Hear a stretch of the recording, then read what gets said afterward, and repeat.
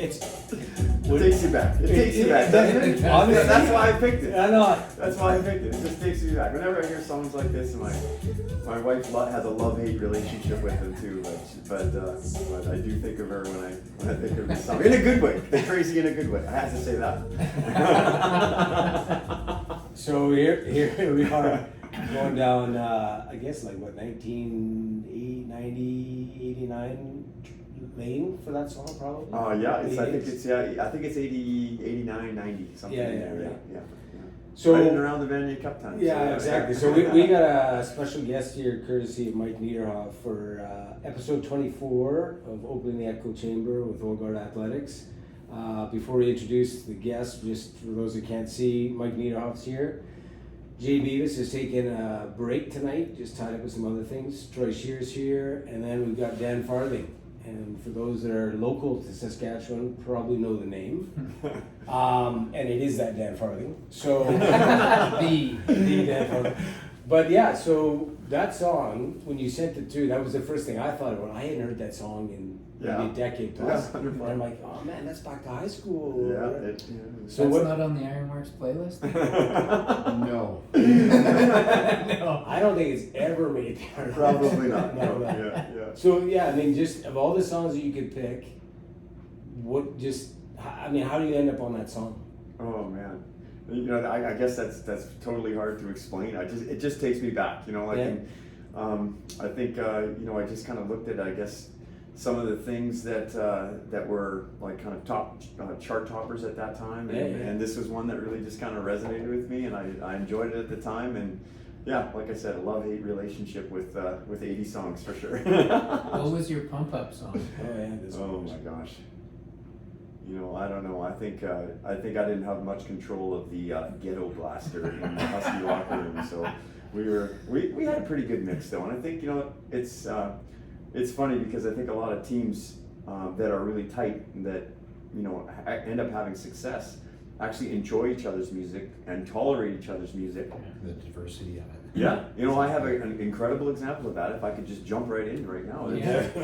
I knew we were headed to a great place this year with the Rough Riders this past year, because like a certain brand of music always gets played on the beatbox when we're riding the bus.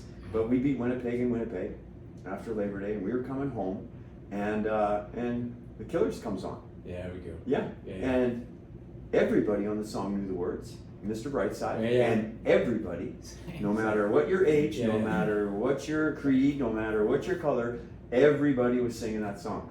And that was one of the most fun times we've had the whole year, and I just was like, we're headed to a good place. We're headed to a good place. So it's funny you say that. I mean, I think that particular song, it's one of the national sports teams in North America. Yeah. They play it, and I don't know if it's hockey.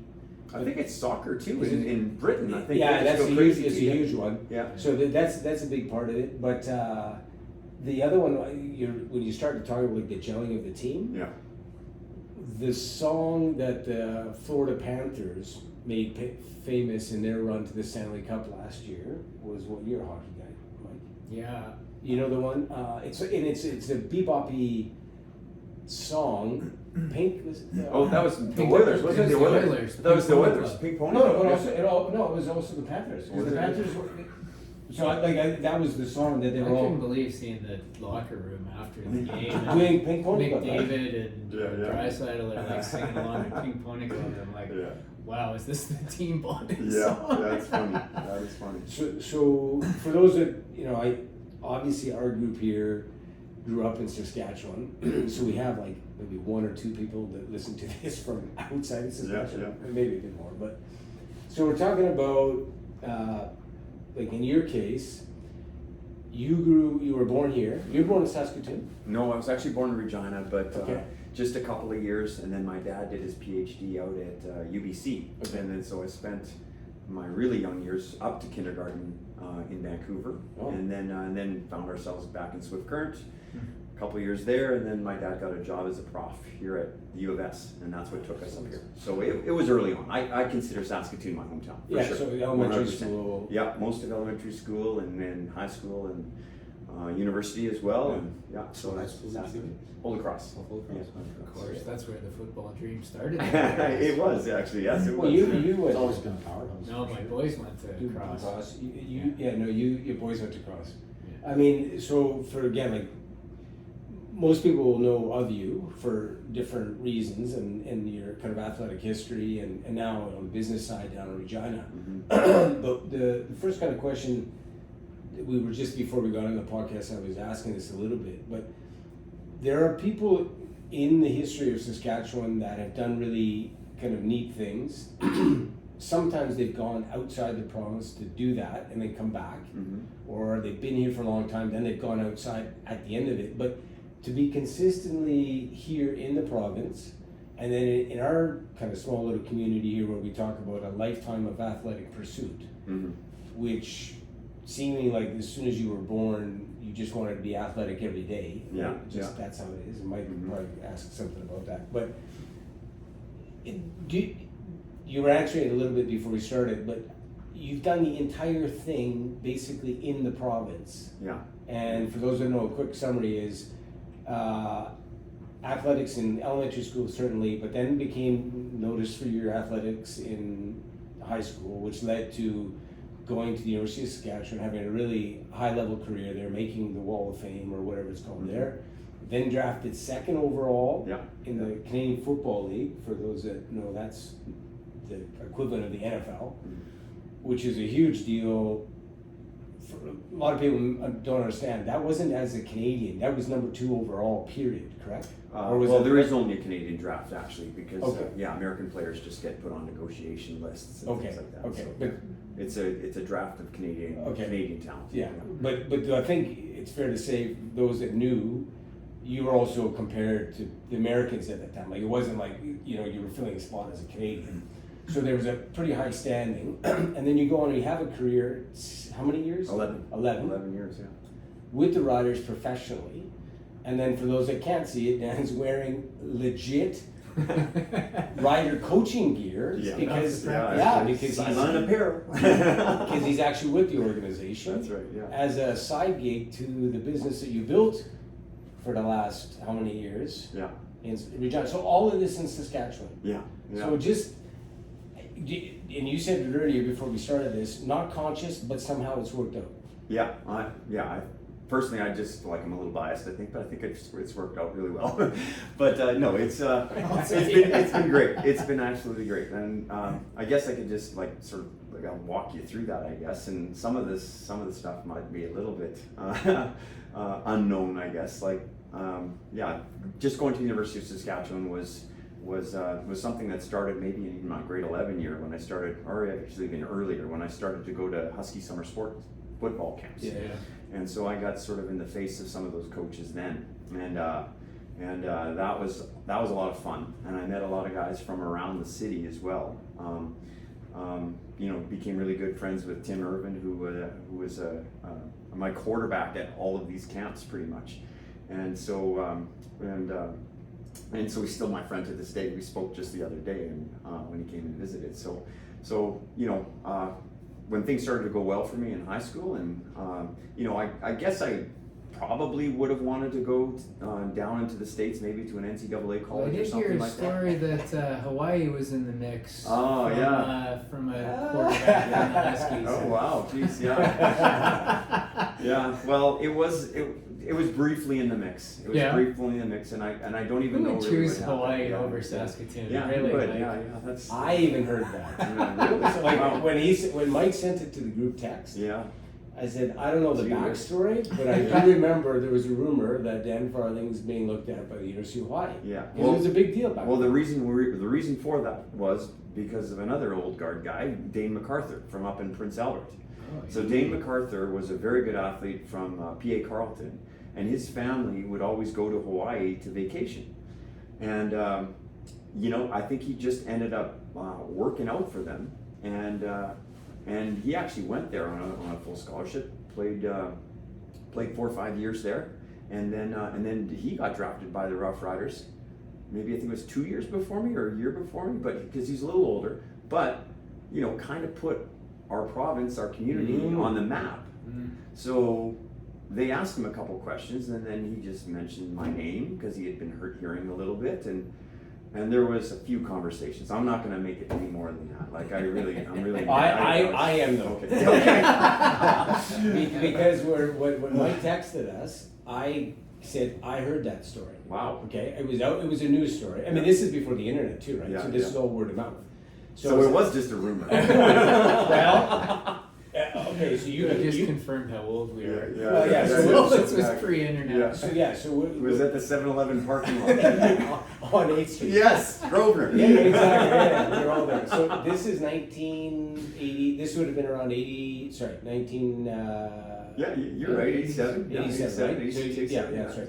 87, 86 when the conversation. So the group text was Hawaii, but the backstory was perhaps there was also a discussion about whether you wanted to go because you had a girlfriend at that time. No, that wouldn't have been any factor in the No decision. bearing? No? Not a chance. No. Okay. Not at all. Because we weren't sure, because your wife Yeah. is from, like, she's from here too. Yeah, she right? is. And Yeah, so yeah. there's people who have been texting me saying they knew her through athletics as well, right? Yeah, she's a Husky athlete. She Yeah. was a runner, and she still is a runner too. She's an old guard herself. Yeah. She's a fantastic high roxer. She's podiuming out on every single race she runs. She's on the podium. So, yeah, I part of mean, that cult we now. went to the same high school, but she was a couple of years younger than me. We started seeing each other in university. So, Yeah, so you this don't was- blame me at no, all. not Okay, at all. that's No, never. No, those conversations just sort of fizzled out, and I don't want to make that any more than it was. But you know, Brian Towers ended up recruiting me, and you know, basically ended up just taking me out to the keg and with me and my parents and myself, and we just ended up, you know, chatting about what the football plans were. And at that time, he was even actually open to me playing on either side of the ball. Really? Yeah, because he just, you know, that's what I did through high school, and you know, I wasn't even sure what I really liked better, to tell you the truth, at that point. But so for those who don't know, we know what the positions you're talking about. Your career was as a receiver. yeah, my pro career was as a slot back as a receiver. But in high school, you were. Yeah, I played. I played safety for the. Yeah. Sorry, I played safety for the most part, and a little bit of cornerback and stuff like that. But so had some success back there too. But just decided to kind of go the direction of the receiver, and so then started my 4-year career with the Huskies. That started off pretty well too. I ended up actually. I was 17 when I started high school because I'm a late birthday guy, and so I was 17 and I actually led the country in receiving in my very first year, which was a little bit of a function of just being an unknown. And there was a couple of other high performers on our Husky team who were, you know, hauling in the ball a few times, but so no one was really paying attention to me, and maybe till the second half of the year. And I ended up getting Rookie of the Year and everything like that, just because of that. So Was so it that as started high off. profile to make the Huskies then as it is now? Because my boys just came through high school, and their teammates that have made the Huskies, like, they absolutely wanted to go that way over the hilltops or whatever other opportunities were out there. Because I think there's a lot of like just preference to do that. Has that There's a changed? little bit more prestige with the Yeah, Huskies. maybe. Like, Well, not is taking it- anything away from the hilltops, but coming through high school too, and just knowing guys that went to either one, it was like, if you ever wanted to actually get that call up, it just seemed like it was more likely that you were in a university level, high level program than being in like the club league. Well, and in that, I mean, You don't hear very many hilltops. the Hilltops are a fantastic organization, and at that time, so were the Rams, right? Yeah, They were that's both right. very, very That's high right. quality junior programs with a lot of people who ended up playing pro in those eras. Okay. But I would say the depth on their team wasn't what the university teams were. Like, I mean, I think a perfect example of that is when the Rams actually decided to become a U Sport team. Yeah. And I remember we had a bunch. I was on the Riders at that time, and there were a bunch of Rams guys. Yeah, and you know, like their bets quickly turned from you know, even Stephen Betts to me having to give them 25 points because it was just a different level of football for sure. And the Rams made some adjustments, and they did it fairly quickly. but they just sort of realized, oh, this is a different level of football kind of thing. Like, but back then though too, part of that reason was because you could play 4 or 5 years of football with the Hilltops Yeah. and the Rams, go and then on. go and play for the Huskies. Like Brent Schneider, we talked about. Well, yeah, He put yeah. in, I think, 9 years between the two. Yeah, meetings. I mean, Schneids was Yeah. my age. We graduated Yeah, together yeah, same year. We played in the Yeah. Pizza Hut Senior Bowl together. He was a fantastic quarterback. That was. Did you play the first one? The very, very first No, one? it wouldn't have been the first one, but it was close to. It was close to an early one. So, I'm So not I sure. happened to play in the first one, Oh, okay, yeah, which would have been like in '87, yeah. down in Regina. I don't think that's a. Well, I could be confused. I don't know because I thought there was one before that, but don't quote me on Well, that. I just because like I don't even know if it's still on, but I just remember back then. Yeah, it is still on. It's just changed now. Yeah. It's just at that time it was just people by reference or It whatever, was. right? It was kind of a Yeah. weird mix or whatever. It was a very weird Yeah, mix. yeah. There was lots of rural representation. too, That was but- what I remember. Yeah, There were there's a lot lots of of guys. rural, and no, but like I mean, Yeah, it yeah. was fantastic. I mean, I know we're going all over the map here, but there's so many good things to talk about. I mean, Yeah. like there were guys you hated, like all the year. Even if you're like Yeah. football season was brief. Some of the guys played both basketball and football, so you just had this hatred all year long for these opponents, and then you go down to Regina for a week because it was a week Yeah. of practices and then the game. And all of a sudden, these guys are your best friends. Like, so that was how I met Greg Ewell and found out he was a pretty good guy. yeah. But before that, we both hated each other. And you know we had Greg on here too. Yeah. So it's a small world. It is a super small world. I'm interested, Troy, in your kind of opinion about this because you've talked about how you knew about all these organized sports, but you were so deeply entrenched in kind of the family side with martial arts all this time. Yeah, but I mean, it was just because I think it was circumstance, right? More than anything. I probably was like every kid that growing up, like, oh, I wanted to be a Blade, or then, oh, I wanted to play one day, like when I played, football in high school, and I finally got to high school and I'm going to play football. Well, I should have picked a different school. But, granted, we were probably hands down worst team in the city. Like, it was just brutal. So, like, my aspirations of ever going anywhere farther. Yet, I think individuals that were super good, regardless of what team or how good the team is, sometimes will be identified very quickly. Like Greg Ewell is one because he came from Mount Royal. Mount Royal, Yeah. Yeah. So, like, but I mean, coming from, like I said, Bedford was such a small school.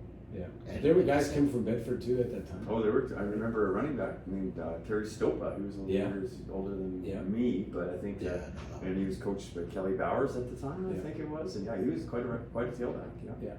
Yeah. So like one of the things that we talk about here is like the connection that we all seem to have is that since we were born, we've always aspired every day to be kind of active and probably at a high level athletically. Yeah. And then it's never really been, as Mike has said, like a conscious decision. I mean, it's like, when did you realize you can't really turn off this Yeah. drive or pursuit really? Yeah. And you're still doing it. I mean, at Yeah. your age. Did you ever think, because there's a lot post the Huskies, so you get into the Riders and those, Yeah. but did you ever think that your passion for athletics when you were young was going to lead to this? Or have you ever thought any of this is work?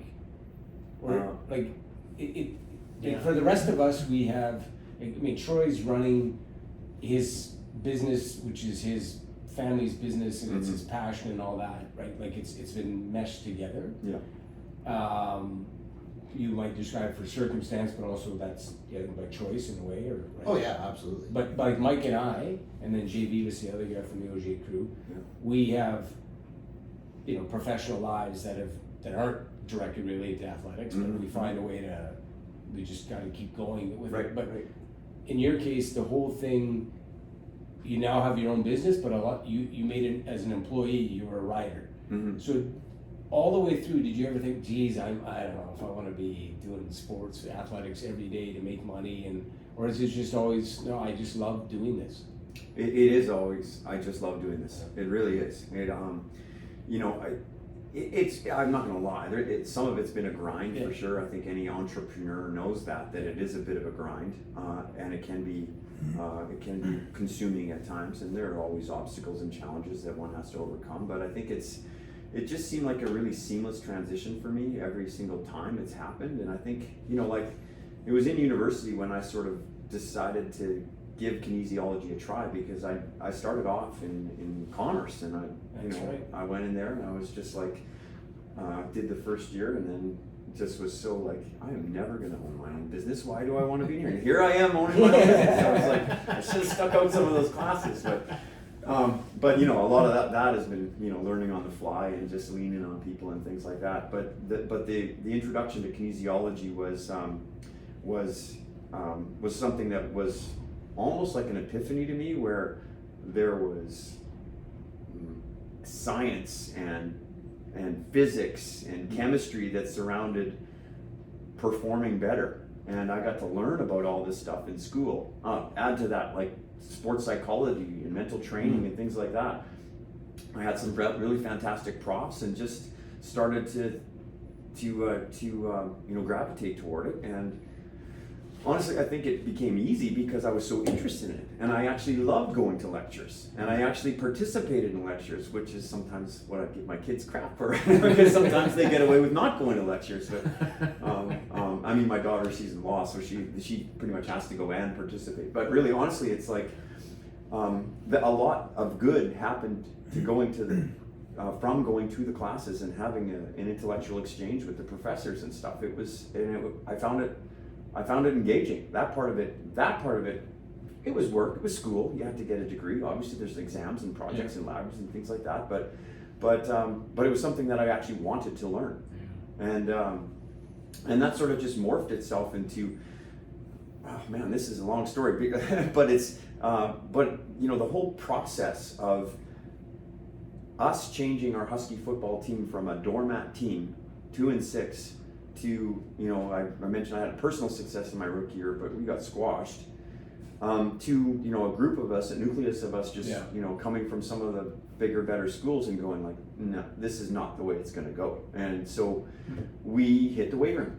We played basketball. We joined the track team, and we did this all winter. So we were a testament to what a dedication towards strength and conditioning can do to sort of change the athlete that we brought back to the coaches. And it didn't happen overnight, but it happened pretty quick. Like, so doormat team to a team that lost in overtime in the Can West playoffs to the team that went and just crushed somebody in the Vanier Cup, and we were all at home, I'm not gonna lie, virtually crying, because we were literally one incomplete pass away from being in field goal range to get to the Vanier Cup to crush whoever they crushed that year. It was like McGill or something, I can't remember. To getting to the Vanier Cup, all the way there, and then losing, and then finally crossing that.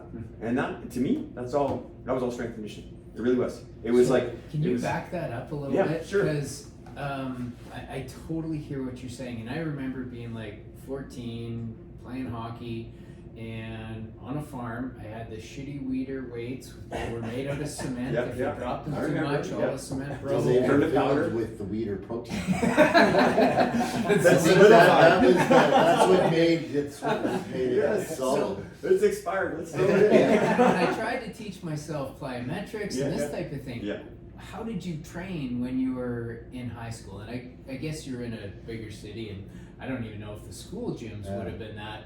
That's what I was almost gonna ask. prolific. Like, were you a part of orchestrating this kind of new mindset of going after this and With the saying, hey, Huskies, because yes, of what you were doing at school itself with the kinesiology and so Yes, forth? I would say yes. Back that up to high school though.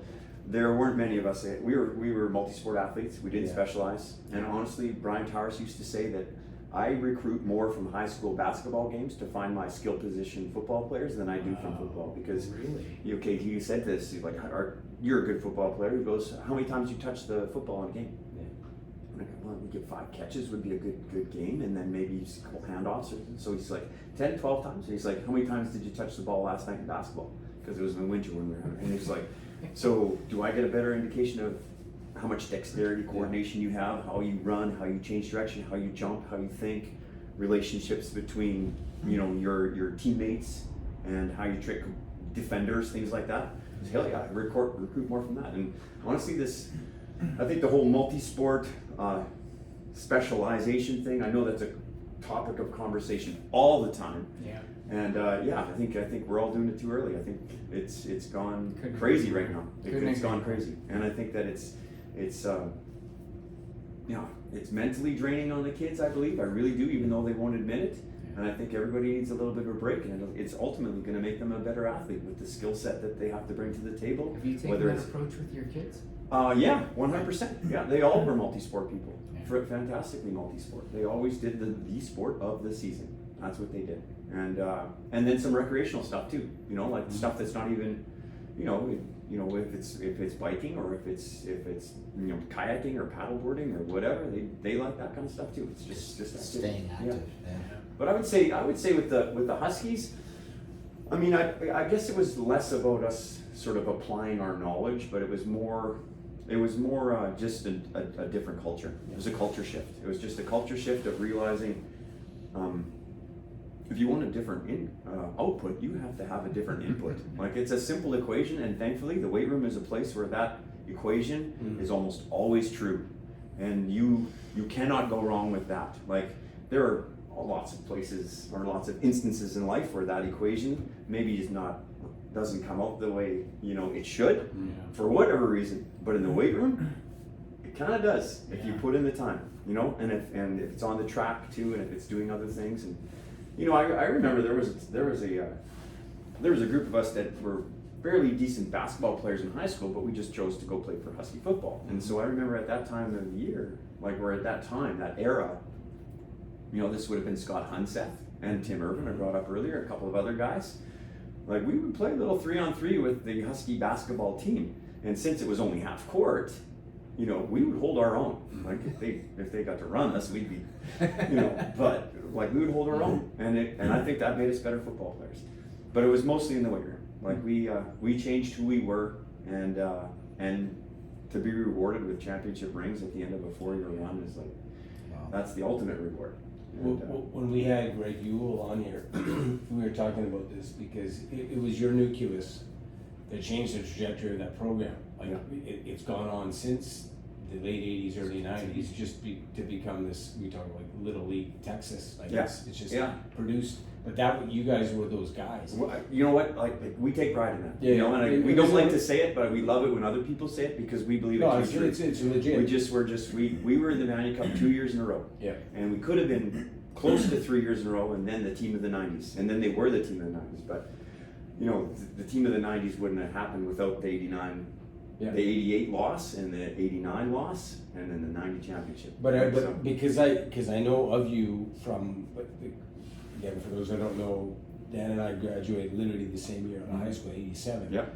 And I'm not even in your league, but I remember playing football for the 4 years at that time. Mm-hmm.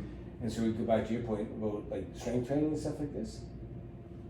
There was no, like, you went to training camp, like at least my high school went to training camp to get into shape. Like, that was how you kind of got into shape. Yeah.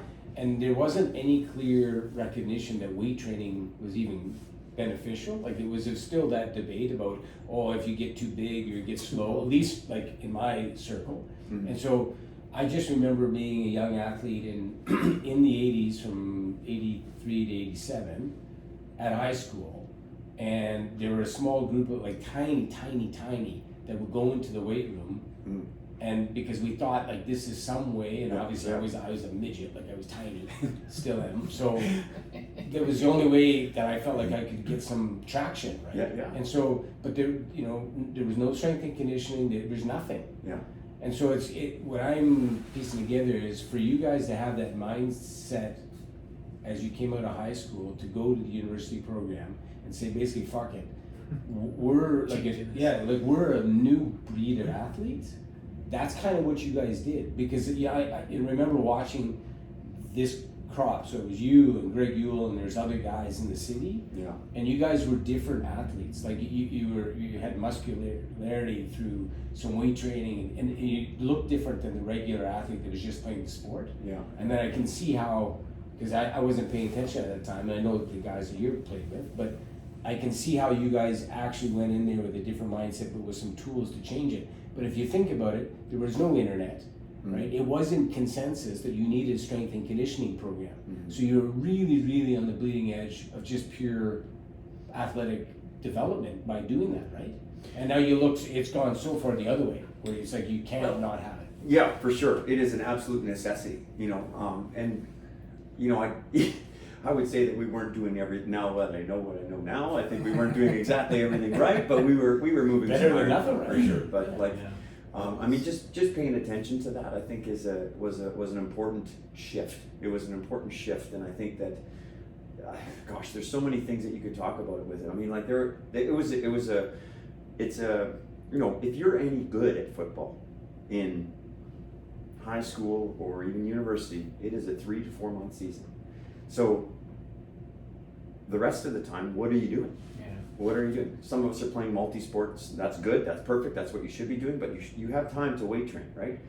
And when this group of people comes together in a place outside the locker room, but still congregates, and then still celebrates each other's achievements, and also gives each other a hard time here and there too. It was a brotherhood at that time, and that in and of itself too was that extra time that you spent with one another.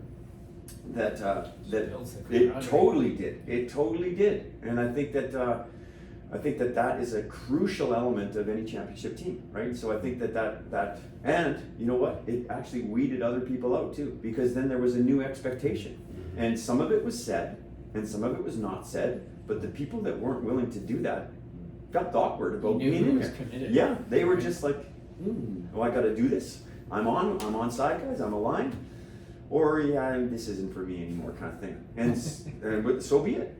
So those people kind of fell off, and this team started to become a team that was just really dedicated to this one common goal.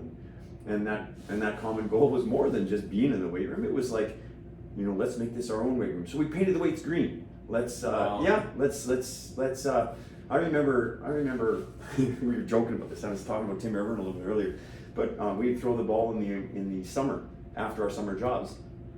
And we would have to go out to the grass fields behind Griffith Stadium, and we would actually have to paint yard stripes. And I remember backing up with a bucket of paint, going between my legs like this, just backing up, trying to make it straight. And then I remember looking at Tim, and Tim had stopped, and he was kind of giggling, and I like, what? Just get to work. And he goes like, I was just thinking, you could just see the guys in Nebraska having to do this. No chance. Yeah, not a chance, no. But it was just little things like that, little things like that, and just being together all the time, and a lot of being together all the time was, on the basketball court and on the track, and especially in the weight room. And that changed our fortunes for sure. So that's why I fell in love with it, and that's why I decided to kind of continue on with it. And I guess I sort of like, when I finished off my kinesiology degree, I kind of came to I was playing with the Rough Riders at the time, and just was kind of looking at what can I do with the kinesiology degree. And then it's like either you go into education, become a phys ed teacher, or maybe you continue on, do your master's. And at that time I found out that doing your master's was one of the criteria that was needed to become a strength and conditioning consultant for the Saskatchewan Sports Medicine and Science Council of Saskatchewan and Canadian Sports Center. Yeah. So I did it.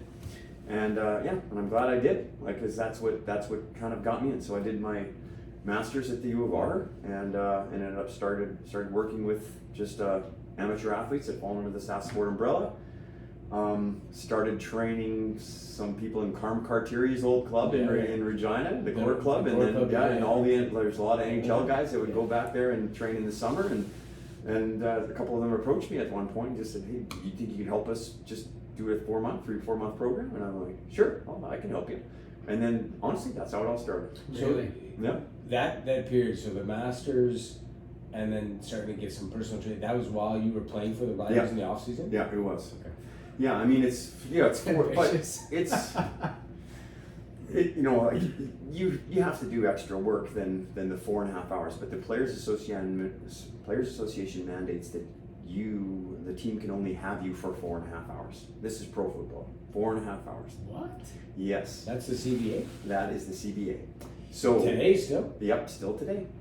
Yeah, but pros are pros. And the pro, Yeah. like Trevor Harris, is there for 12 hours. That guy By is choice. He's a genius, yeah. And then most of the other guys they have individual meetings before the day starts. So their team groups get together beforehand. Our team does anyway. So a player can choose to, Oh, yes. but it can't be mandated by It can't the team. it can't Oh. be forced. But the players, yeah. So, you know, like we had some pretty good leaders over the past couple of years, and Yeah. they just like again set a standard of expectation. And if you weren't part of that, you might have been treated differently, or you know. But so and again, that's the good. You don't actually in that 4.5 hours have time to do your weight training because there's practice and meetings and strategies and blah blah blah. So if you were to weight train, you have to do it on your own as well, kind of thing. And my role there is kind of that. It's to put things in front of the guys that they're going to want to do. So that's an interesting thing in and of itself too that we could talk about as well. But they are coming into the weight room on their own time, and I just have to make it. I have to have an approach that encourages them to do so, and that they feel that I'm not going to tell them to lay down everything that got them to this level. They can have a loyalty to that, but let's just talk and let's just kind of throw in some things that make it work and collaborate. I'm so happy to pick up the phone and talk to the person that you're working with in the off season, and we'll get on the same page and we'll just kind of like make a like I said, make a collaboration and make you the best football player you can be, kind of thing. Wow. So that was going to be my question to you, Yeah. because of going through, obviously, through all these different, I mean, you obviously have seen everything from different trends Oh yeah. and so forth that come through, like, oh, this is the new best thing that you Yeah, gotta do. This is, 100%. yeah, if you're not running around with that rubber band on your head, That's so true. you are not gonna get to that next Yeah, level. yeah. So did you find, because of your own, like, I mean, with your education coming in Yeah. with the Rough Riders, they obviously had a strength and conditioning coach at that time, did they not? The Rough Riders? Yeah, No, they really? no, When you So- turned pro? no. Wow, That's okay, this so is- so yours was like almost like a new position that they added on? When I first started with the Rough Riders, your athletic therapist gave you a program in the off season, and that was about it. You did As your a own- player? Yeah, Wow. I mean, a lot of guys just lean on their university. So this was my career with the Rough Riders, and then my career at level 10 too. So my last year with the Rough Riders was 2001. I already started training other athletes in my downtime in the off season and whatever. But in 2001, like, there was no strength and conditioning person in any CFL team at all. Really? Nope. Arguably, I bet some NFL teams didn't even at that point. But you started to grow to a place where there became a strength and conditioning coordinator, strength and conditioning coach. But before that, like 2001 to about, well, you know, actually I started working with some of the players independently. This is crazy. Like, I'm yeah, floored by this. yeah, I know. No, but this is, It tracks, but Yeah. just to interject for those that have been following along here, if you go back to when Dan was playing in high school, and then you know you started dabbling in the weight room and all that kind of stuff, that was in the 80s. Yeah. So 15 years later, in professional sports in Canada, still hadn't had an official commitment to what you were doing back in the early late careers. I mean, I think people were lifting. No, lifting, but they weren't putting money to, like, they still hadn't bought into. They didn't think it was a resource that was necessary. Worthy for Yeah, it. It's a crazy. position that was necessary. Yeah, to it's or great. resource. But the Huskies weren't, because I've talked to Brent Schneider about that. Yeah. The Huskies, I think only in the last couple of years have finally locked down on like a full-time strength and conditioning. Yeah, I mean, a lot of the, you know, honestly, when I was playing football for the Huskies, and the guy that actually did help us quite a bit was the throws coach, Bishop Delegowitz, back in the day. He was the Yeah. throws coach for He was at the Griffin. Husky He used track. to be here Yeah. for the track and field. Yeah, he was. So he'd He be was like with the Ben Johnson. And yeah. Oh yeah. everybody, Yeah, and that shot was putter, javelin. He was just like, so he was, you know, he was well versed on very knowledgeable explosiveness guy. through the hips, right? And that was cleans and spots, and he's just going crazy. So he was just doing programs on the side for us as like a volunteer thing. Yeah, it's That's totally. And then, insane. you know, I mean, it morphed a little bit, but I mean, yeah, back in, so I was working with a lot of guys in 2007 when the Rough Riders won Yeah. that Grey Cup. I was working with a handful of guys that stayed back in the off season, and you know, Jeremy O'Day was one of them, Yeah, and yeah. Chris Archer and those guys, and you know, just through some certain course of events, like Ann Fantus even popped in a few times, just because Dan Y, long story, knew him in Ontario for a short stint out there. Dan Y is one of my partners at Level 10. Anyway, so yeah, we sort of knew those guys then, and I started working with a little bit more of a contingent of them, and then honestly, we actually did stuff for Contra. So we would trade advertising on the screen. And then, you know, as websites started, this sounds really crazy for people, like, as websites started to gather traction and momentum, you know, we wanted like video ads on riderville.com, saskriders.com, and God's honest truth, traffic to Level 10 site, because of that, you're able to do some analytics, and it was just like most of our click traffic came through the riders.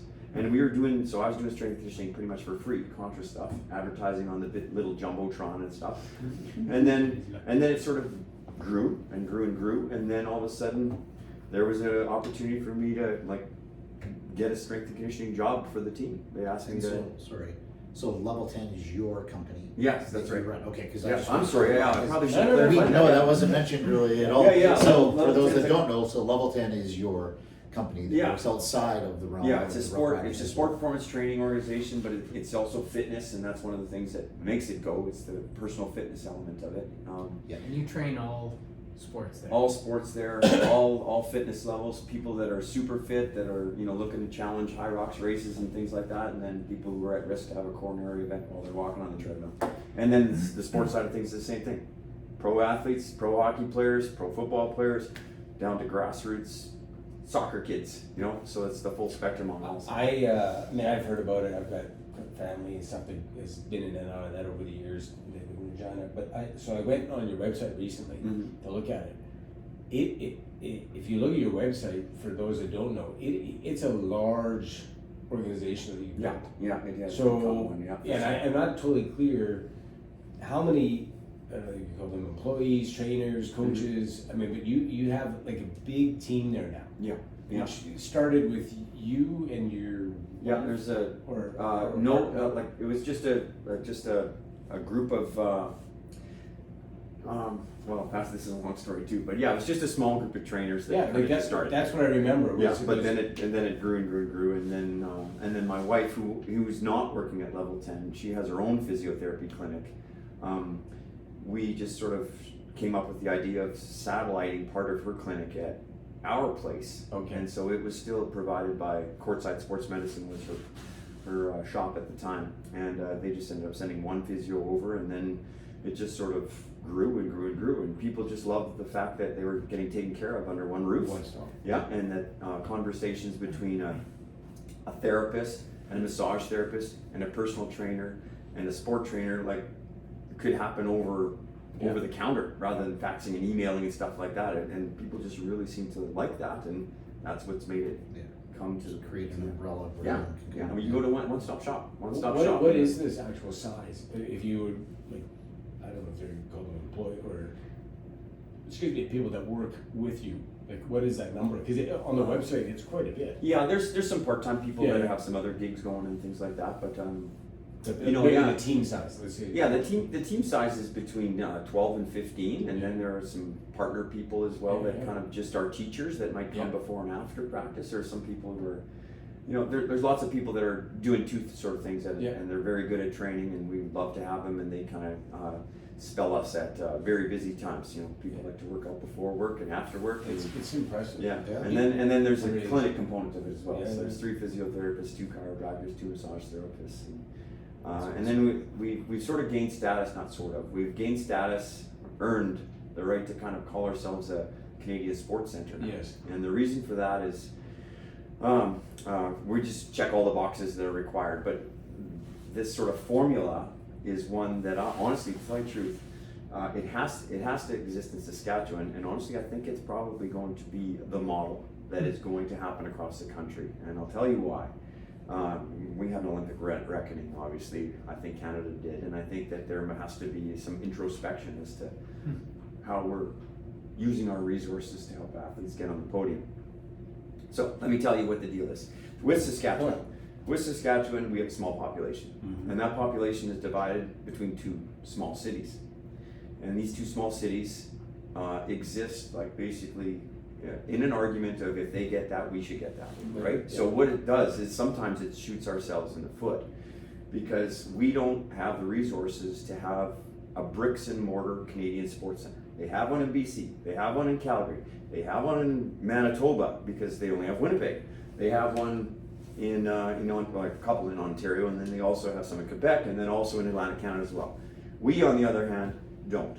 We have a Canadian Sports Center that's a virtual center where, basically that means we're just a website of professionals who deliver sports science, strength conditioning professionals, mental trainers, nutritionists, and then the athletic training and medical support side of that as well. But there is no office that you go to In Saskatchewan.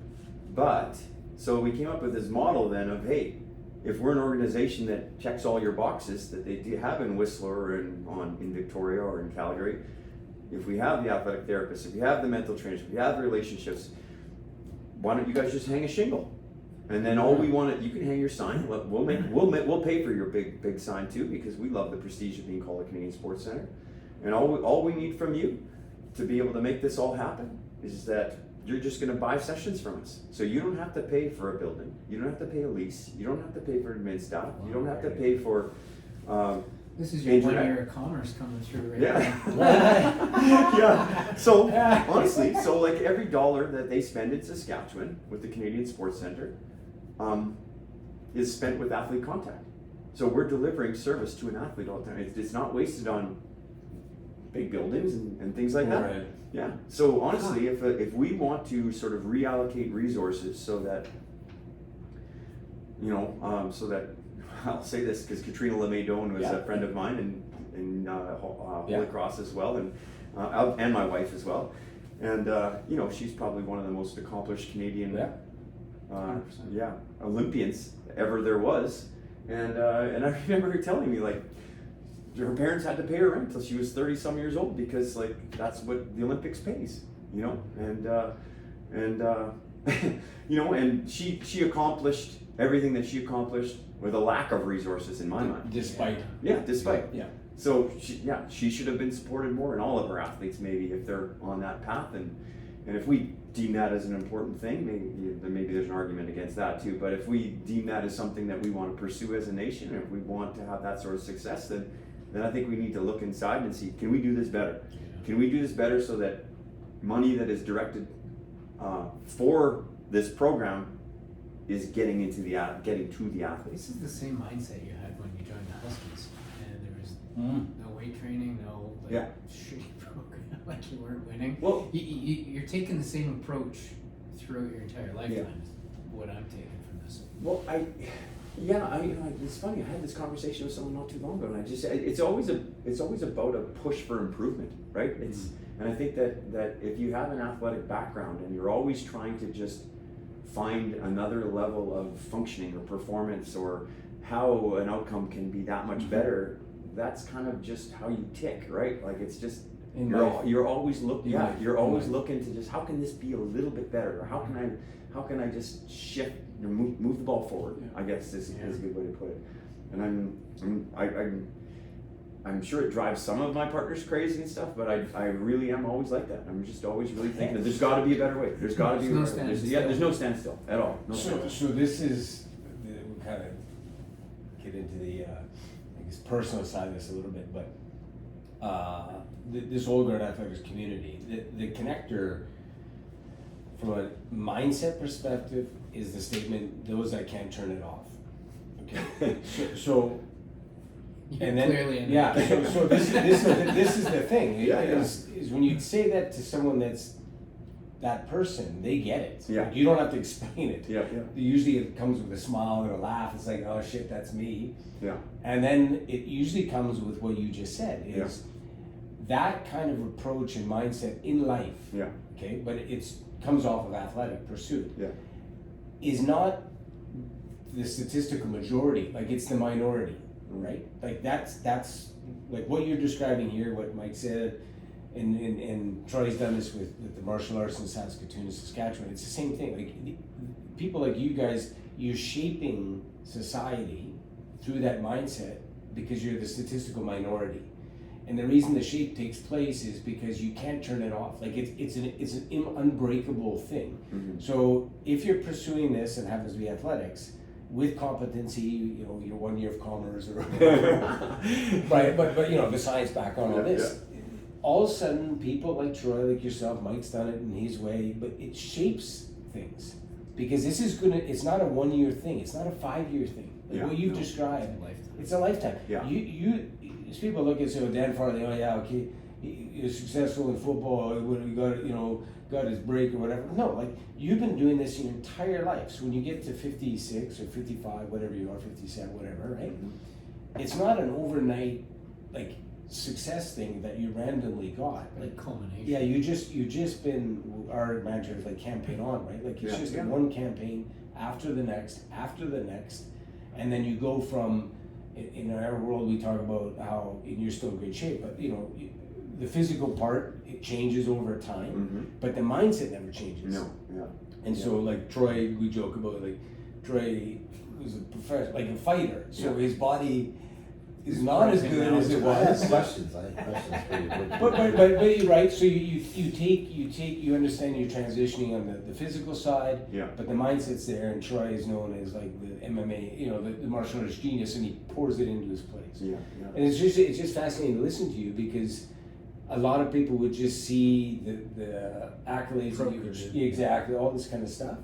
But for our group and our community that's listening, they'll relate to it 100%, because they'll say, no, I mean, that's exactly how a lifetime of athletic pursuit plays out if you do these things. Yeah, and like athletics, it's not without casualties. Like, it is not without casualties. Like, every single time, like, I can think of so many moments in my life where it was like do or die, or like evolve or die, that sort of thing. Like, I'll tell you, I stopped growing after my second year of the Huskies. At that time, You're talking physically? No, like growing as a player, developing, improving. Like I second year after Huskies. Yep, yeah, I would say so. Just because. Wow. Because you were so naturally talented coming in, you relied on that too much, or?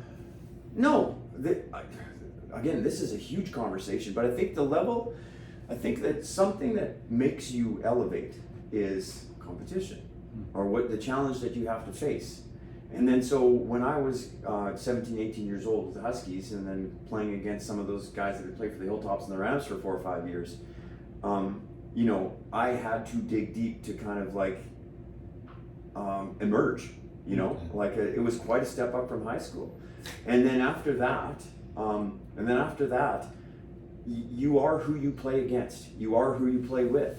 And after my environment. Yeah, and then after your second year, we can talk about why that's the case in America and why America is what it is, and especially in the football world. But like, basically, what you're doing is like when I was after my second year, basically who are you playing? You're in practice every single day. You're playing against a scout team, and that scout team is usually comprised of younger players or players that aren't good enough to play on the starting defense because those guys are resting while you're doing so. All of your moves just kind of like always will work from here on in. They're always going to work, right? You're playing against somebody who's, you know, fresh out of high school, or maybe just came over from the junior or whatever, and it's just going to work for you. So did I have to evolve? No, I did not. But I say I stopped growing after my second year of Husky football, kind of plateaued. Still tried to hit the weight room, because I still had this goal of playing football. But honestly, if I would have faced someone who asked me to be my best every single day at practice, and if I was ahead of someone on the depth chart who was right behind me, who was almost as good as me, who if I didn't play well enough in this practice, let alone this game, was going to take my job. If I had that daily training environment, I just would have kept going like this. And then I wouldn't have had the situation where I came with the Rough Riders, where I should have got cut. And I'll say that loudly into the microphone. Really? Because I got drafted there, and everybody had high hopes for me, and the Canadian. Yeah. And then all of a sudden, I'm trying to run routes after having run them on high school guys from Saskatoon, running against guys who are like this far out of the NFL, because they played in the SEC. Legit. Yeah, Division they played. One. The SEC, Big Ten at that time, Pac-10. Yeah. You know, I couldn't get open. Wow. For like, I would say for like 13 days, I had to go like, okay, what are you doing, Dan? Like, well, you don't belong here, kind of thing. Wow. And so, you know, that was, you know, getting in Fairholm's ear, getting in Elgard's ear, getting in Bobby Jurison's ear. Like, how do I get off the jam? Like, how do I do this? I've never had to do this before, you know. And thankfully, those guys didn't see me as a snot-nosed rookie. They were okay, like they were okay with helping me. Yeah. And I grew more in my first 2 weeks of rider training camp than I did in my last 2 years of Husky football. I swear. And that's no slight about Husky football. It's a function of our population. Husky football is fantastic. It is one of the best programs in the country, if not the.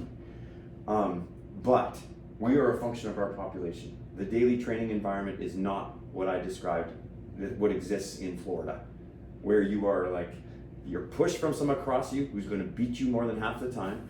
You're pushed from someone behind you who wants your job, and you can hear them slobbering in want of it. You know, to have that in your practice, let alone your games, Awesome. you have to elevate. So people ask me, what's the difference? I say, it's a function of population. 10 times greater. You're 10 times more likely to find a football player at this high level as your neighbor down there. And then you bring that to the practice field all the time. Whoa. So, you know, like, I mean, finding solutions to these challenges, I think is part of the improvement process that we just talked about, right? Like, well, how are you going to improve? Well, what is the problem? What is the shortcoming? What is the weakness of what I'm seeing right now that actually needs improvement? And if you're able to identify those, and honestly, I think that you do that as an athlete. That's part of your mindset, right? Say, why is it? What did Bobby Jerison say to you? Oh. How'd you get open? Well, his was more about just a hand fight, basically. Like, it's like a defensive line technique of like a defensive back is you're coming up on them and they're about ready to jam you to try and stop your progress or impede your progress downfield so that your timing's off. And once they show your hands, that's what a lineman waits for. Once the lineman reaches out to show your hands, there's basically martial arts things.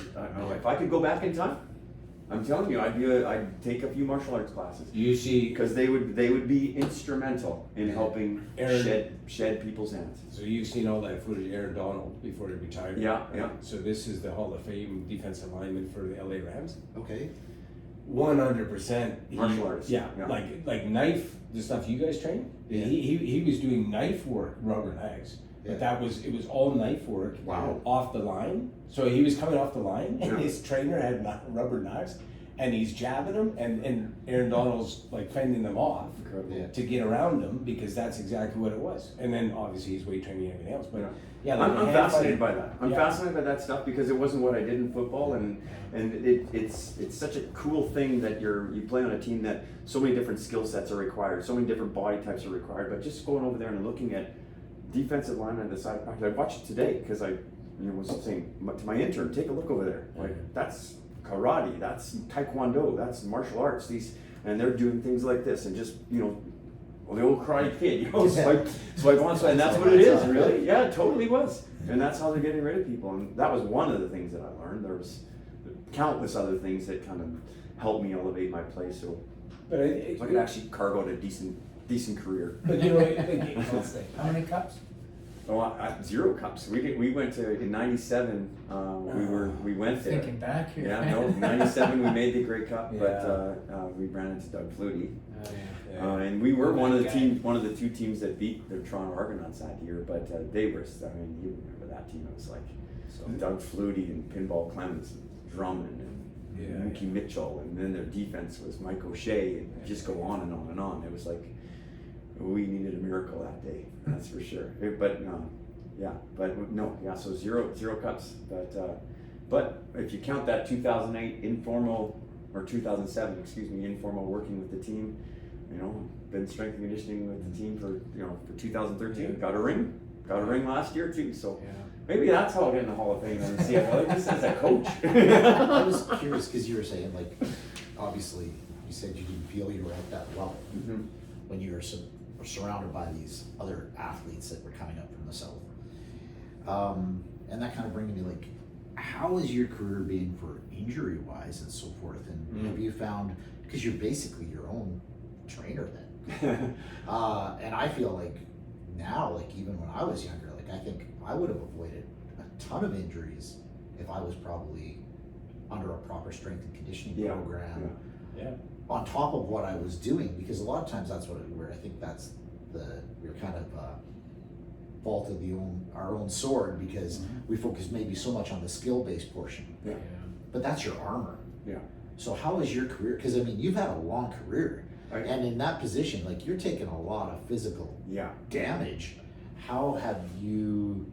And obviously, like, have you had a ton of injuries? Because I don't recall. I did actually. I did in university. Like, I actually ended up breaking my clavicle at one point, and then also dislocating my shoulder. So the last 2 years were kind of half years, to tell you the truth. So thankfully, I did enough as a 17 and an 18-year-old to kind of get a look from the CFL, because those last 2 years were half years. But then going into pro. Going into pro, I was pretty good for the most part. There's shoulder thing here or there, but my last year was a really tough year where I slipped. You're behind Griffith Stadium, just on a route, and just tore my hamstring off the bone, actually, in my butt, and that was my 11th year, and then we were having a really rough year, and I wanted to come back and just kind of help, and I came back earlier than the Cybex machine was telling me I should, and I ended up going up for a pass and didn't have the hamstring strength or leg strength, because I had been just sitting around. I was trying to train, but you're obviously not training properly. So I came down, broke my ankle. So at that point, I'm 31 years old, and I had 2 fairly significant injuries, and I think they sort of knew that I kind of would have wanted this price point and salary wise to continue on, and that's how it wrapped up for me. I went into free agency, and then they just didn't offer me a contract because I was pretty expensive per play that year, and then they just saw that was their future. I would be an expensive guy per play from here on in. And were there some guys that were maybe not at my level, that were up and coming, who maybe could surpass me? They were willing to take that gamble, and so that's when football kind of wrapped up for me. And I just kind of like, just another old guard guy. I actually, I kind of knew the writing was on the wall, and I wasn't. My wife had the ownership in that business already. She was a physiotherapist. I'd already started training some athletes. I wouldn't say I had firm roots. She certainly had. We had a family going. Rich Gerbrook wanted to try his luck at representation, so he wanted to become like an agent. He just wanted to try it, see what it was like and stuff like that. And so we touched base, and he just said, like, "What do you think? Do you want to make some calls for you? I'll just see how this goes." And I said, "Sure." And then I said, "But this is what it's going to take for me to leave Regina at this point." And so I didn't really set him up for success, I'll tell you that. Sorry, Rich. But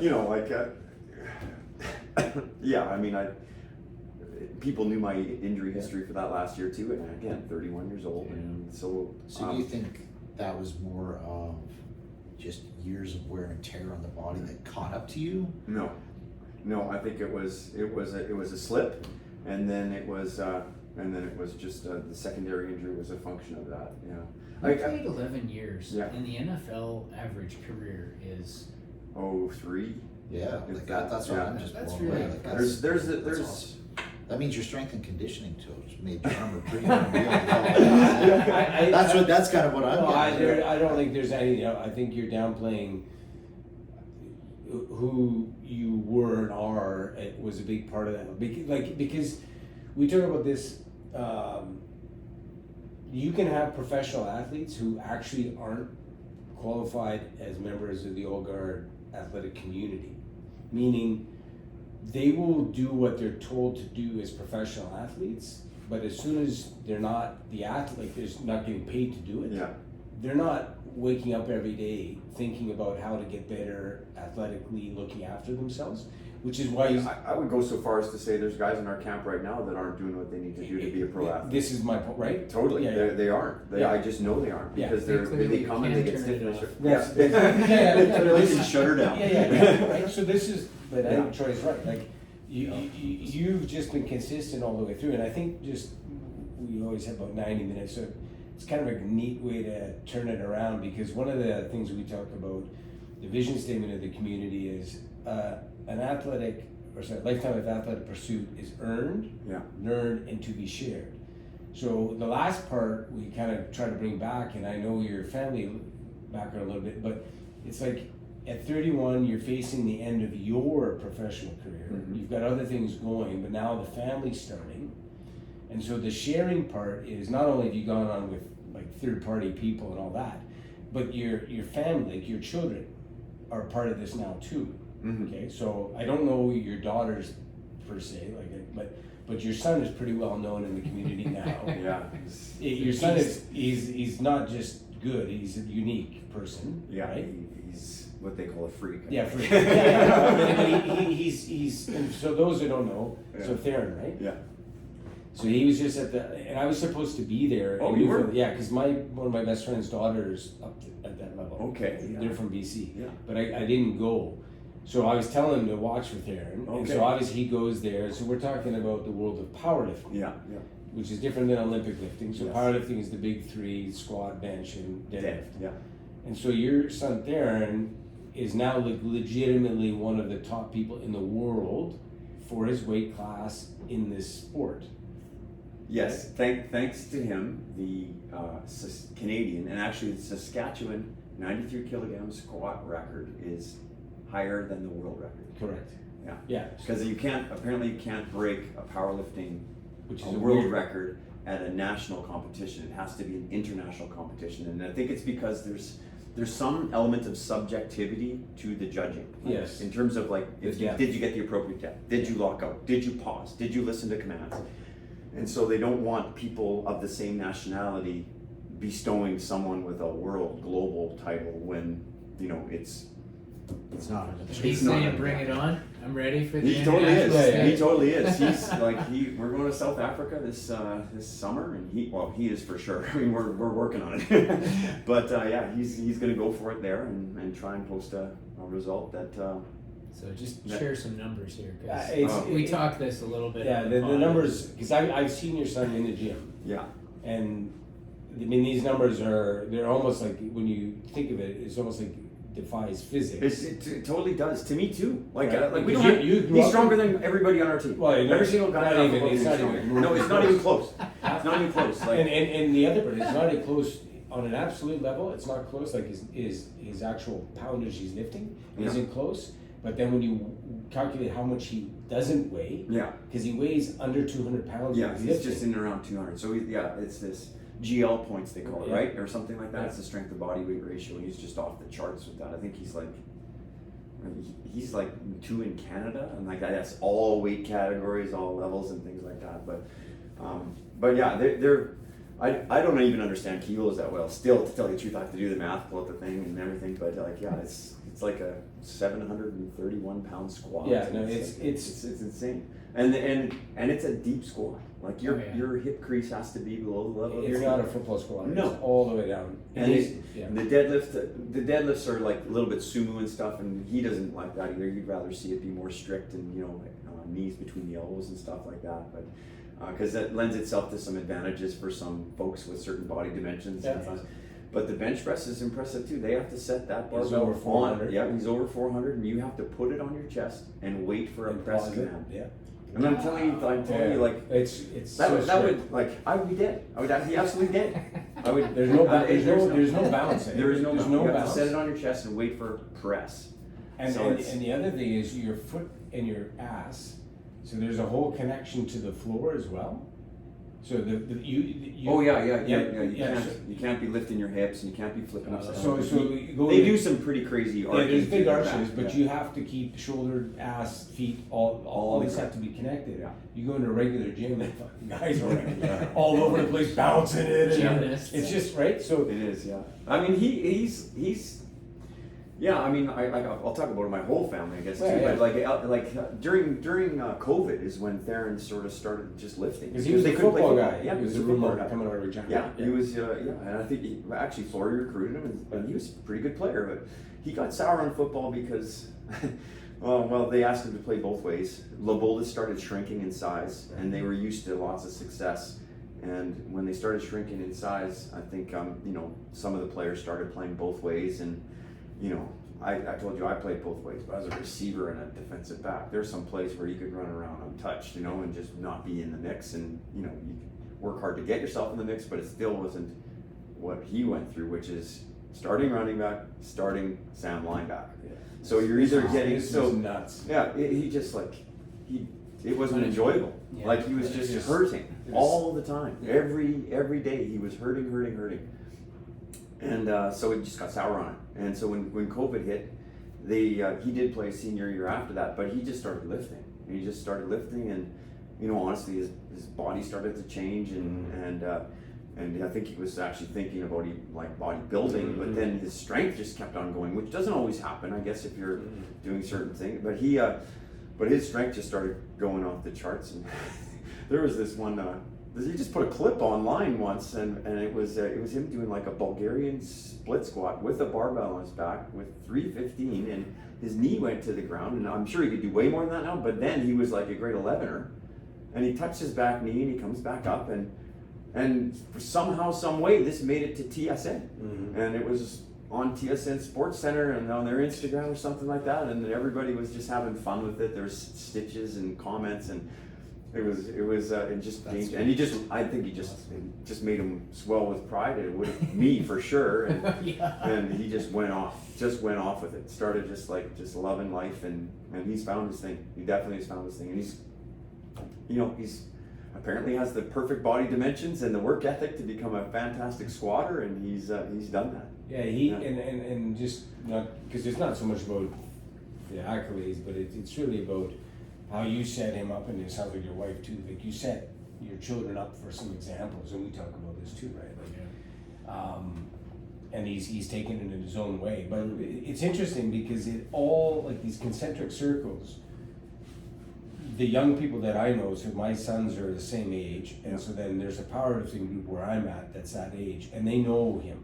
Well, Like, I mean, you know what I mean? Like, Yeah. so people look to him Yeah. as an example. And what I think is super cool is, again, kind of like you did, but like in Saskatchewan, again, we're putting people on, like, we're putting the province punching above way our weight. above. Punching above. Yeah, it's just so. And Troy's got the same thing in your club over the years, right? You've got Oh yeah, we've had people that have definitely risen. We're Yeah. coming from like Saskatchewan. Like I said, Yeah. it's because of our numbers. Yeah. It's the last thing. Humble like, beginnings. Yeah. And just Work ethic. Yeah. Huge work ethic. And especially like, I mean, I would say even though for martial arts or lifting sports, they're not mainstream. Mm-hmm. You know what I mean? So so then you have even less of a pool to draw from. of Yeah. people that are involved and that are taking it serious and that are able to take it outside Mm-hmm. and do well. Yeah. Whereas when someone says, "Oh well, he's a hockey player, but he came from Saskatchewan," people would be like, Yeah, there's a well, machine that for makes hockey. sense. Makes sense. "Yeah, like, you know, you're guaranteed that kid's dad was on the sideline Yeah. or in the bleachers. You know, they have 40 coaches there. Like they've got everybody's there, That's right? So it's a totally different culture that way. But to do something that is outside of the cusp The norm, yeah. of the norm is But that's, impressive. and I think that's a good point, because I think that's where it's a direct connection to you and your wife. Like your children have seen you guys being athletic your entire lives in some fashion, right? Oh yeah, like we've mean, always it's- been competitive, and Yeah. our kids just like we've never really forced them to do anything at That's all. the point. Honestly, they just wanted to participate, and their friends did. They have good friend groups, good support groups like that and everything. But yeah, my daughters played basketball at a very high level. Yeah. They both played for the provincial team and played Yeah. the national tournament, and you know, and then Ella ended up playing with the career women's team for a little bit too, and then, you know, and then she gives it all up to try and get into law school. She gets into law school, and one of the first things she does is play in the law games. And there's this, the law schools across Canada have this thing where they get together and they play sports. And they do it right before the second semester starts, and it's like a sport goofy weekend. You gotta play flag football, you gotta play soccer, you gotta play hockey, you gotta do this, you gotta do that, and I think there's even karaoke or something like that. But anyway, so she's like all in. She's like, and she gets recruited to these things because she's a great flag football player, and she can still play basketball, and she's good on the soccer pitch. And Jasmine was the same way. She was, you know, she ended up running track at the U of R after her basketball finished off in high school and everything too. And yeah, we all just continue still to work out for sure. My wife's probably the most intense of us all. Like I mentioned, Really? she's doing the high rock stuff, and she's got me doing it right now. And I'm embarrassed because I'm not that energy system. I'm a 40-yard dash kind of guy, and she's got me running the kilometer and then the workout and the kilometer and the workout. But she that's her thing. She does so well at it, and she's like I said, she's on the podium every single race she runs, and it's a pretty cool little event though. Like it's I don't know if you know anything about High Rocks, but she does a good job. We went down that rabbit hole with Jay King. Oh, you did? Yeah. Yeah. Do you know Jason? No, I don't. So CrossFit 306. Oh, yeah. He's the owner there. Okay. I wanted to ask, what's kind of a typical day? Are you up early? You train first? You Yeah, a typical day with me is I'm still involved very heavily at level 10, and the Rough Riders know that, and they're okay with that. More involved in the off season, but actually, to tell you the truth, sometimes I start my day at level 10 really, really early. Sometimes I see some people remotely because of just the opportunity that COVID kind of gave us and everything. So now people see value in that and they do that. And then the guys start showing up at 6:30 in the morning to 7:45. I'm there for them at that point. We do training up until their 8 o'clock non-required player meetings, and then they go and do that. And I continue to do some administrative work over there and some level 10 work as well. And and then go for practice and take care of some of the return to play injured guys while I'm on the field. So there's a transition or continuum where athletic therapy works with them till they get to a point where they start doing some drills that are position specific. That's where I kind of come in, and then I kind of take them to high performance, and he's ready to go. These are the crucial things that he needs to do at his position to be effective on the field. If he can do that after he's recovered from injury, then green light, go. And then we have a really good relationship, myself and our athletic therapist. So I think our players appreciate that continuum is just that. It's a continuous continuum where there is just some overlap, and it's just a gentle handing off, which works really well for us. And then at the end of practice, it's do a cool down and everything, and then some of the guys that aren't early morning people come in and work out till 3 or so after practice, and then 3:30, and then actually I go back to level 10 and see a few more people there, and depending upon the time of year, sometimes I even I'm there till quite late at night sometimes during certain parts of the year, just because of programs that come and go, seasonal basketball, seasonal football, things like that. So it's a pretty full day, but our kids are grown ups now. And do they have do the Rough Riders have their own strength training room and stuff like that there? Oh yeah, it's pretty nice. Yeah, so it's a pretty funny story. So when I was with the team with Corey Chamberlain, when we won the Grey Cup and the stadium got announced, and I was involved in a table like this with drawings all over the place. This is what I need and want for a room, and this is what's going to be instructed, and it's like pie in the sky. It's going to be perfect, and you'd have to come see it sometime. But anyway, then we had Darian tore his Achilles, and we started to have a little downturn, and that's when Chris Jones came in and basically sat me down at the table and said, "I heard you're a good guy, but I got my own guy." And so I went on my own way. That's how that happened. That's how that happened. Oh. So Chris Jones' guy came here and was here for a while, and and in that time, I'm not sure I can say all this stuff, but he ended up not being who the Rough Riders, who he made himself out to be. They discovered that, and so then they actually had to have someone like me come in and supervise him. Oh wow! Which didn't go over very well, obviously, because I was made him feel insecure, and there was just some things he was doing that. Honestly, are probably an explanation for their lack of success at that period. Interesting. Yeah, and then I came back 2 years ago, and that just happened to coincide with Coach Mace, who should take all the credit for this team's turnaround for sure. But I was happy to be a part of it. He let me do what I wanted to do, and we're in the Western Final. Next year we won the Grey Cup, so he's a phenomenal leader. Same way, always looking for things to improve, always looking for ways to make things better, and just a so great does the team. team all come and lift kind of at the same time? Sometimes. I watch a lot of the All Blacks and the rugby stuff, and it's like everybody is on they're in the room. They've got it's kind of like you're saying with the Get a Blaster and everything. Everyone's just as the coaches, and they all seem like they're like a circuit that they're going on that they have to do. But there's 70 guys on a football team, and it's a little bit bigger than a rugby. But so when that happens, so it's usually you know, there's sometimes it's offense lift, sometimes it's defense lift, sometimes it's position groups. It is quite independent, but there are a few times that we want all the guys in there at the same time, and it creates an unbelievable energy. Yeah, And it's yeah. like, and then we do have this post game. You're probably familiar with the term rundown and Yeah. it's a sort of thing, but we don't do a rundown, and I'm happy to share this information because a rundown is just running.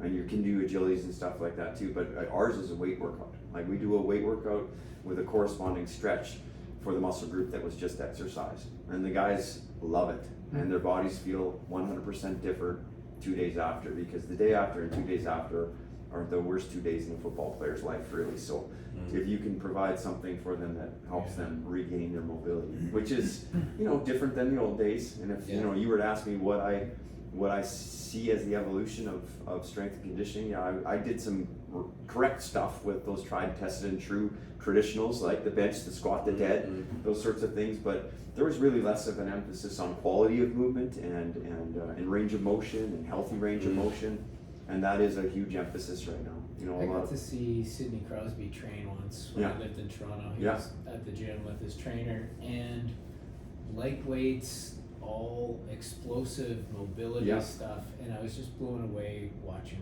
him train because it was so different. Than I mean, it's basic. I mean, I think that workout would be different depending upon the part of the summer that you happened in upon, but that is a huge focus. You know, like, I'm not going to say like you need to lift heavy weights to get strength. I mean, that is the stimulus that is required to get the adaptation 100%.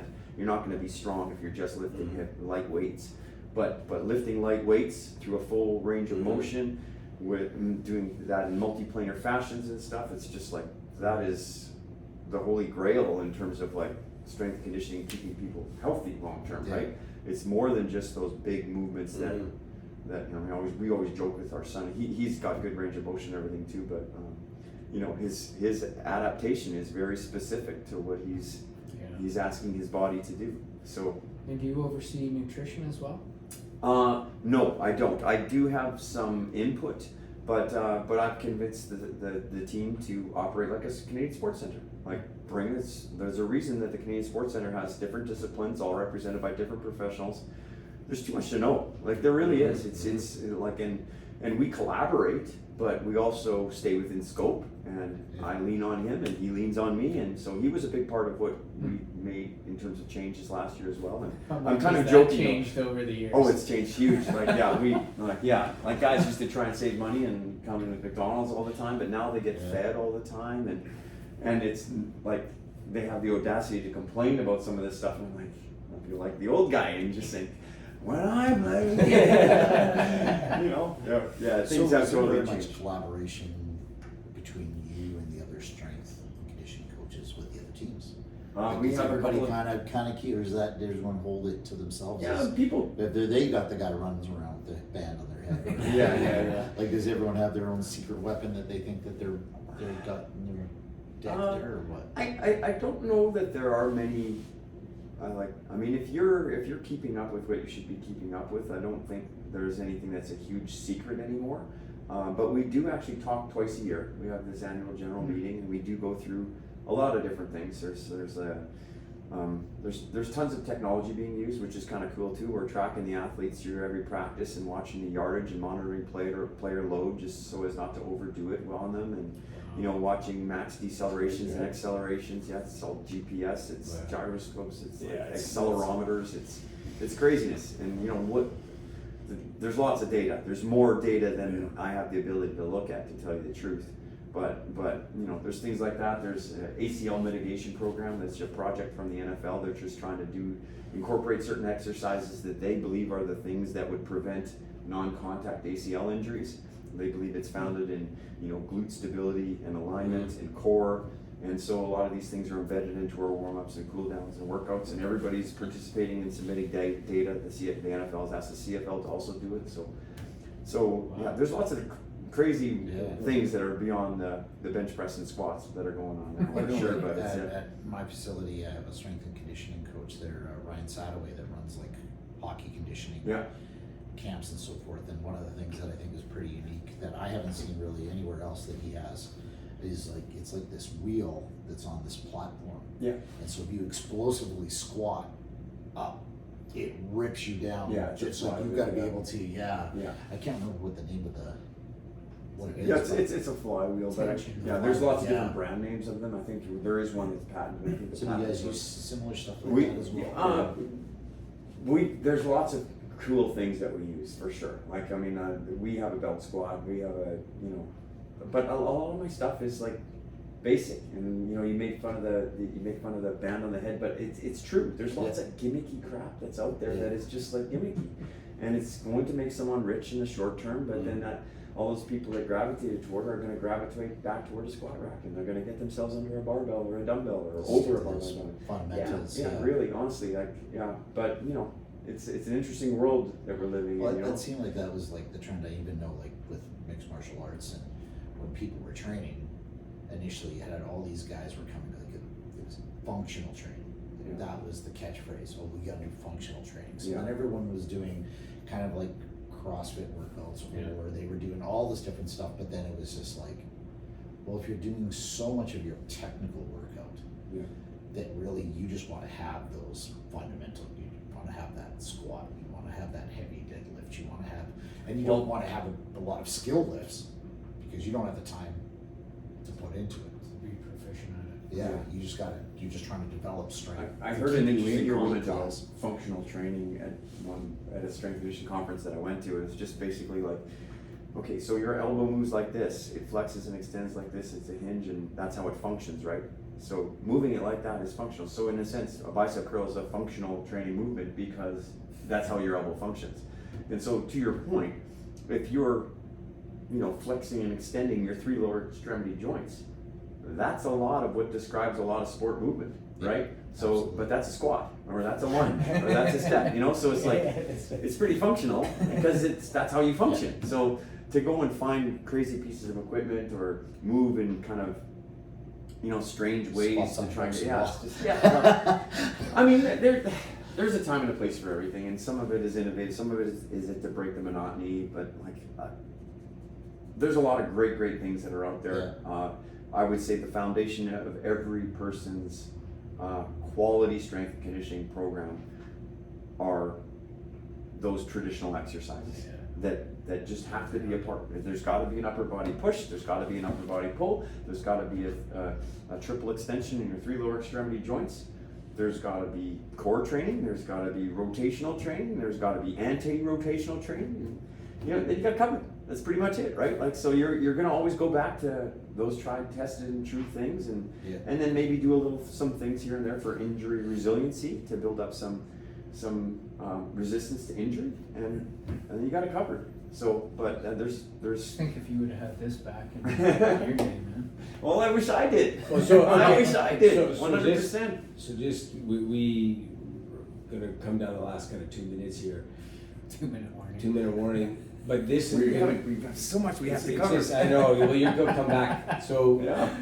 but in literally 1 minute, that it's a good way to end it. Is someone like you that's had this linear path? That's how we described it when we put your thing up. Is it all the way to your age now? You've just been on the same trajectory and just figuring things out. It's an interesting question for someone like you because now what you've learned, what would you tell yourself back in high school or something? Like all this experience, if you could go back with one nugget and say, like, if I could compress it back there and then you knew that then you would have changed trajectory, like is there anything, or perhaps it's just played out the way naturally you like it? Yeah. Oh, there always has to be a nugget. Well, the nugget that I would say is something that actually I just heard today, and I just actually heard it today in the weight room, and someone was jokingly saying it, but he's right. One of the offensive linemen said to the other offensive lineman who was lifting a weight who needed a spot, and he said, "Congratulations, you have achieved failure." And for me, that's a nugget, because that's what you want, because that's what, like I said, causes you to introspectively look at yourself, identify a problem, a shortcoming, a weakness, and then seek a solution. So if you're okay with that, I think that's what I'd say to my younger self. Because, you know, you're a young guy, you know, you don't like to fail. You don't like the way that makes you feel. But if you embrace that. We're wrapping it up on that. That is right there. So cheers. Awesome. Until next time. Thanks, Dan. Yeah.